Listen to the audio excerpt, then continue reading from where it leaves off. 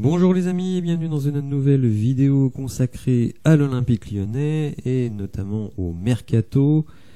Alors bon, vous le savez aussi bien que moi, pour le moment il n'y a pas grand chose qui se passe.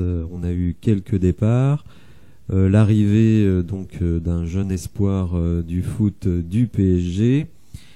Mais on a l'impression vraiment que les choses n'avancent pas rétrospectivement. On peut se dire pourquoi avoir sorti Jean-Michel Aulas le 5 mai alors qu'on est 6 semaines plus tard et pour le moment il n'y a pas de pilote dans l'avion. Les agents doivent appeler les journalistes pour savoir qui contacter au club pour faire avancer les dossiers. Les agents des joueurs qui pourraient être intéressés pour venir à l'Olympique Lyonnais ou ceux qui sont déjà dans l'équipe et qui souhaiteraient aller voir ailleurs.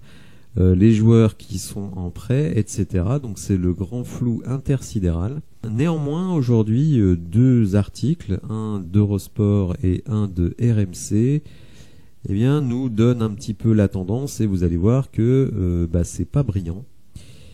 C'est pas brillant parce que John Textor, comme je le dis depuis quelque temps, me semble un petit peu dépassé par les événements. 4 clubs à gérer, ça fait beaucoup.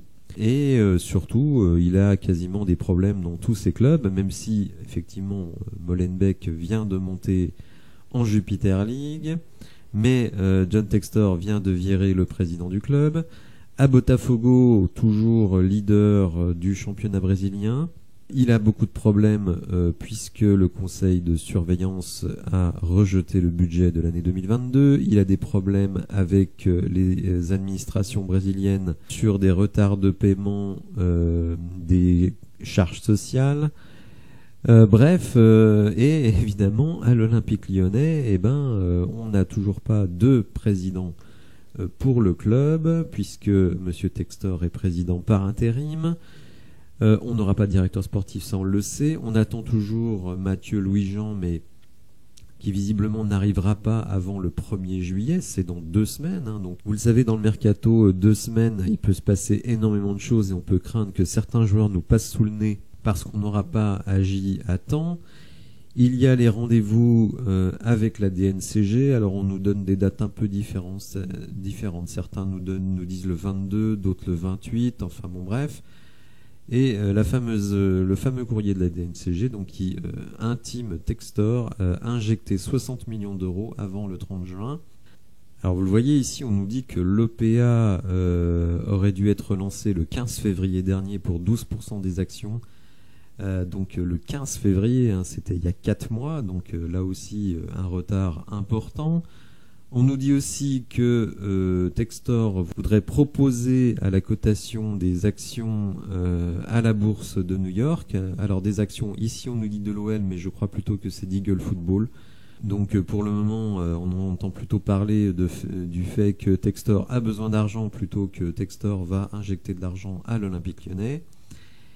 Et vis-à-vis de tout ça, Eurosport nous dit, dans ce contexte difficile d'imaginer un mercato ambitieux. Alors c'est sûr que, à mon avis, on aura des départs avec des montants, espérons, importants, mais des arrivées surtout de joueurs gratuits ou très peu chers.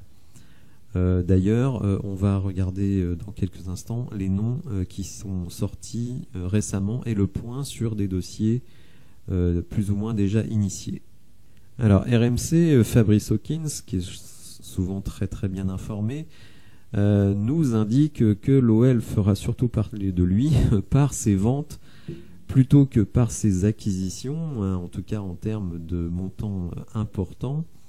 Et là, carrément, on nous dit que, évidemment, les 3 pépites du club sont à vendre. Donc Ryan Cherki, Bradley Barcola, Castello Luqueba, et on nous indique aussi que Diomandé et Mendes sont susceptibles de partir. Alors Ryan Cherki et Castello Luqueba, on va dire, c'était dans les tuyaux. Mais Bradley Barcola, je suis assez surpris, parce que pour moi, il n'y a aucune raison de faire partir Bradley Barcola. Si Bradley Barcola part cet été, c'est que vraiment le club a de très très gros problèmes financiers parce que Je le rappelle, il est sous contrat jusqu'en 2026. C'est un petit salaire du club. Il a été excellent en deuxième partie de saison. Donc, je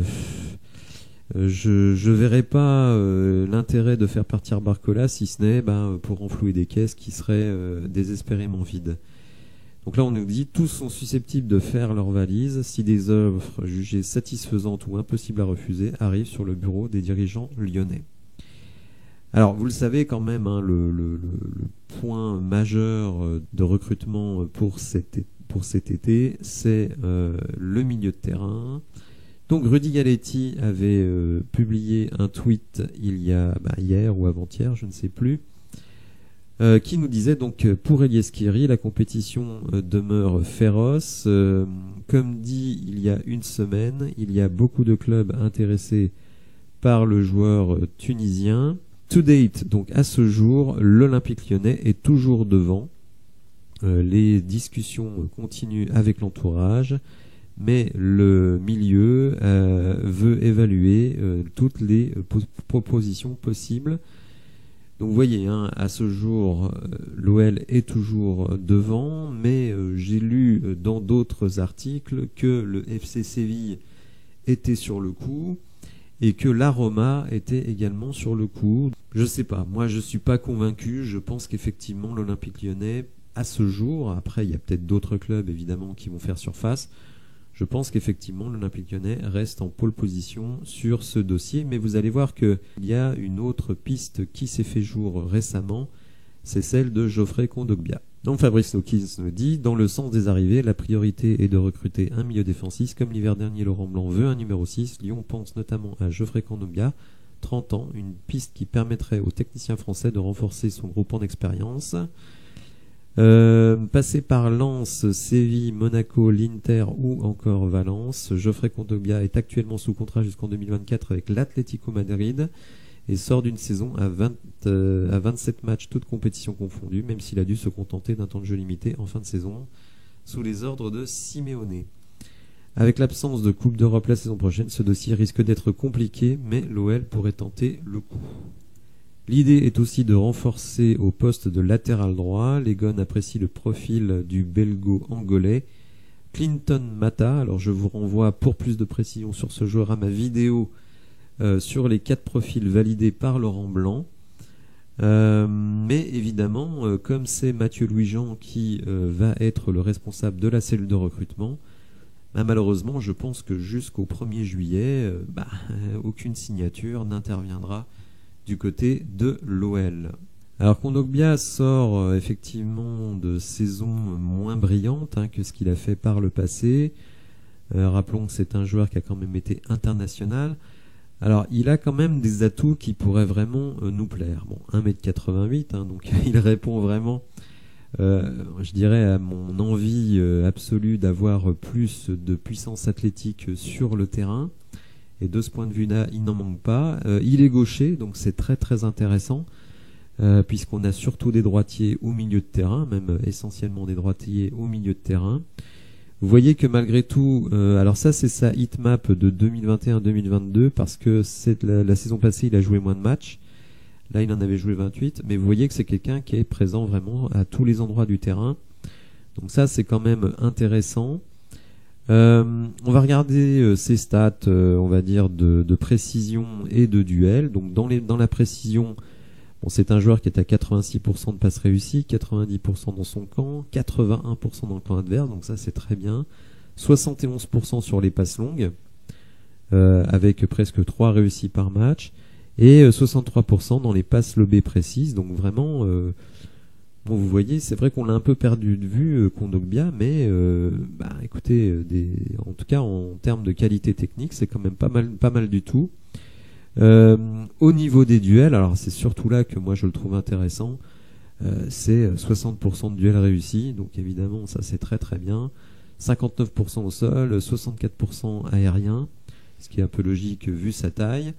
Vous voyez que c'est un joueur qui a quand même eu une valeur extrêmement élevée, puisque ici il est monté à 36 millions en valeur. En 2018 il était encore à 22, alors depuis on va dire elle a un peu stagné. Mais bon, faut pas se leurrer, hein, à l'Olympique Lyonnais, si on n'arrive pas à faire Skiri, on n'aura pas non plus des tonnes de joueurs possibles, d'une part parce que visiblement nos moyens financiers sont limités, mais aussi parce que l'absence de Coupe d'Europe, les résultats des années récentes font que on n'est pas un club qui est hyper attractif. Alors oui, on a des gros salaires qui sont partis, donc ça nous donne quand même une certaine, on va dire une certaine flexibilité sur le plan financier. Mais John Textor, je pense, va vouloir réduire la voilure au niveau du budget de l'OL. Je pense que ce budget de 250 millions est beaucoup trop élevé et qu'on va essayer de le ramener à 200-210 millions maxi. Se délester entre guillemets du football féminin, ça permet effectivement peut-être d'atteindre cet objectif. Alors dernier sujet, Samuel Umtiti, qui effectivement fait des appels du pied très très forts pour revenir à l'Olympique Lyonnais, mais un acteur auquel on ne pensait pas forcément, l'Arabie Saoudite, vous savez, qui est extrêmement active ces derniers temps sur le marché des transferts en proposant des salaires absolument extraordinaires. N'Golo Kanté, qui d'une certaine manière pourrait être comparé à Samuel Umtiti dans le sens où c'est quelqu'un qui revient de blessure, qui n'a peut-être plus, je dirais, la caisse pour être le joueur qu'il a été, va signer pour 35 millions annuels donc en Arabie Saoudite. Donc Samuel Umtiti, lui, il est plus jeune, il est champion du monde aussi, c'est un défenseur central qui ressort d'une bonne saison. Ce serait pas fou d'imaginer que l'Arabie Saoudite lui propose 10, 15, 20 millions annuels, je veux dire, on peut tout imaginer. Donc évidemment, l'OL qui pourrait proposer un salaire peut-être de 4 millions annuels ne fait pas le poids. Alors à partir de là, évidemment, ça va être aux joueurs de choisir entre son cœur et son portefeuille. Donc s'il part en Arabie Saoudite, vous comprendrez que son amour immodéré pour l'Olympique Lyonnais a ses limites. Mais attention, moi je ne juge pas, je comprends tout à fait qu'un joueur, il y a des propositions pour un joueur qui va sur 30 ans qui ne peuvent pas être refusées. Ce sera peut-être son dernier gros contrat. Malgré tout, il n'a fait qu'une saison vraiment convaincante à Lecce sur les 4-5 dernières années, donc il peut rechuter, etc. etc. Donc je pense que si on lui propose 15-20 millions, franchement, il ne peut pas dire non. Et moi, je ne me permettrai évidemment pas de le juger. Voilà pour les news du jour. Dites-moi ce que vous pensez notamment de Kondogbia, puisque c'est le nom qui est sorti en cas d'échec de Skiri. Si vous avez apprécié la vidéo, n'hésitez pas à la liker, à vous abonner à la chaîne, et je vous dis à bientôt pour de nouvelles infos. Merci, au revoir.